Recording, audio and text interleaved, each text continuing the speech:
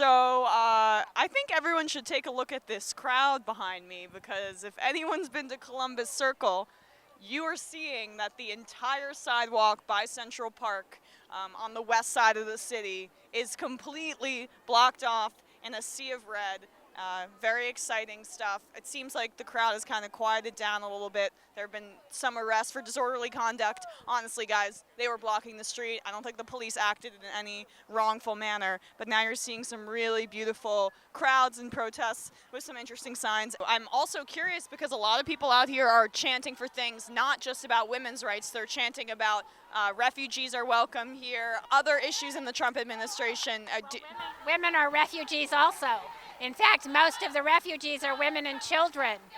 War is presumed to be something that kills soldiers, but in fact, 95% of the people who are killed in wars at this time are women and children and civilians in general. It isn't soldiers, which makes up only about 5% of who ends up dead.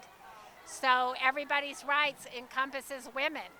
You know, women are affected by healthcare issues much more than men. Poor and working class women are more affected by barriers to economic justice. Poor and working class women are the people who will lose access to reproductive rights and abortion. Rich women can fly to some place it's legal. Rich women can always get an abortion. People have this misconception about Planned Parenthood. It's more than just abortions. You know, they give women that don't have the opportunity to get health care. And I think it's very important because, again, equality. What men should have, women should have just as much. And that's my stand on it. We're actually both healthcare professionals as well, so it is something that's deeply important to us, not just for women, but for all people, because having Planned Parenthood be funded, it saves lives. It helps people who can't afford to get birth control, to be able to get birth control, to get cervical cancer screening, get breast cancer screening. There's so many things that it does that are fantastic that people forget about. Did you take off work today? I actually skipped class today for college. I feel that it's really important for us to stand up for women that can't be here. I go to Hunter College, and there's a student that actually couldn't make it to the semester because of the ban and no other reason. It's very important for us to stand up for who can't stand up for themselves, and it's just crazy what it's come to, but I'll stand here every day if I have to stand up for the women that can't.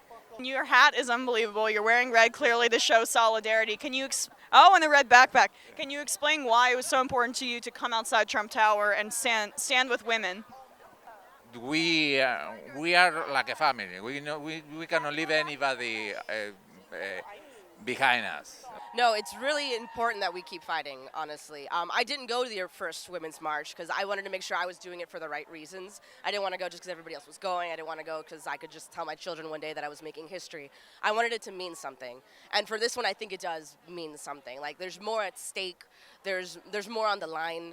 There's more that people care about that is being threatened. So from here on out, I'm all in, and we should all be all in. What specifically about this administration scares you the most? Because I know there's a lot of fear throughout the country.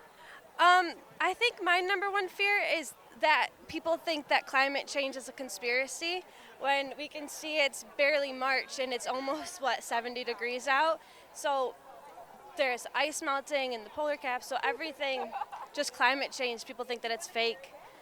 It's not. It's real, and we can't just pretend it's not happening until we get to where it's too late.